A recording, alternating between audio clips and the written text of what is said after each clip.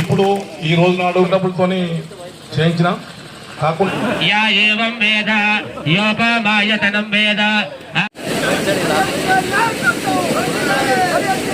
ఏవైతం జై రావణ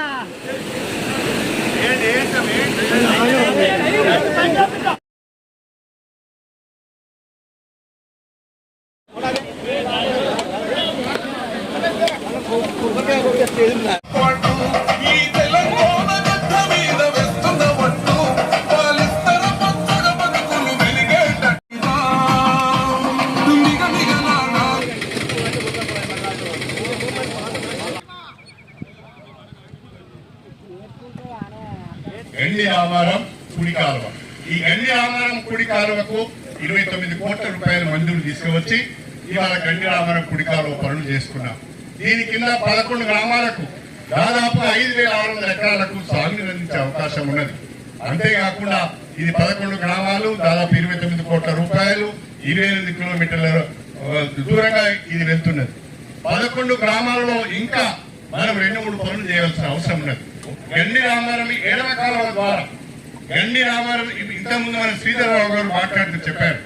గండి రామారం ఎడమ కాలువ ద్వారా పత్తెపూరు కానీ పత్తెపూరు లింగంపల్లి మధ్యలో ఉన్న తండాలు కానీ అదేవిధంగా చిల్పూరు కానీ కృష్ణాజిగూడెం కానీ దాని కింద ఉన్న పలగుట్ట కానీ ఈ ప్రాంతాలన్నిటి కూడా దాదాపుగా ఒక 20,000 ఎకరాలకు సాగునీరు అందించే అవకాశం ఉన్నది. ఇప్పుడు నేను ఈ సభ సందర్భంగా మాట ఇస్తున్నాను. గండి రామారం ఎడమ కాలువ పనులను కూడా ముఖ్యమంత్రి గారికి నివేదించి ఆ పనులు కూడా వెంటనే చేపట్టే విధంగా నేను చర్యలు తీసుకుంటానని చెప్పి కూడా నేను ఈ సందర్భంగా తెలియజేసుకుంటున్నాను. నా ఆలోచన, నా ఉద్దేశం అంతా ఒకటే.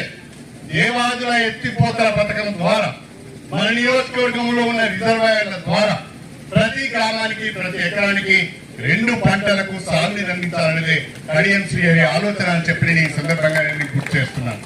నా ఆలోచన, నా ప్రణాళిక అంతా కూడా ఈ నియోజకవర్గాన్ని ఒక అభివృద్ధి చెందిన నియోజకవర్గంగా, ఒక ఆదర్శవంతమైన నియోజకవర్గంగా, ఏ రకమైన అవినీతి అక్రమాలు లేని నియోజకవర్గంగా తీర్చిదిద్దాలనేదే నా ఆలోచన.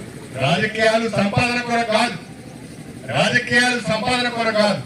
రాజకీయాలు ప్రజాసేవ కొరకు, రాజకీయాలు ఎన్నుకున్న ప్రజల సమస్యల పరిష్కారం కొరకనే ఆలోచనతో కనుక వచ్చినట్లయితే తప్పకుండా మనం సక్సెస్ అవుతామని చెప్పి నేను ఈ సందర్భంగా మీ అందరికీ నేను సవినయంగా తెలియజేసుకుంటున్నాను.